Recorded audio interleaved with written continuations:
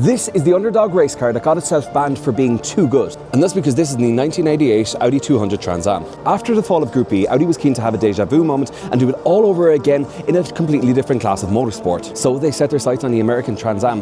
But when plans were announced, Audi kind of became a bit of the laughingstock of the paddock. And they took a look at the car the first time, they kind of laughed and said, "You got to be kidding." And this was due to them using a four-wheel drive luxury saloon powered by a small little 2.1 litre 5-cylinder in an era dominated by V8 muscle cars. Similar to Group B, Transam cars had to be based on a road car with over 1,000 models sold. However, strangely enough, Transam was very liberal with those rules. Essentially, only the dimensions of the side profile, excluding the spoiler and the splitter, is what mattered. Everything else was pretty much free reign. The engine was a 2.1 litre 5-cylinder turbo, but due to the fact that the 20-valve Audi 200 wouldn't be released until 1991, this car still ran a 10-valve engine, which still put out 550 horsepower of peak power. It essentially had the same 6-speed manual gearbox out of the S1E2 with 2 options of centre differentials depending on what track the car was being run on. It featured a massive side exit exhaust which actually ran through the cabin.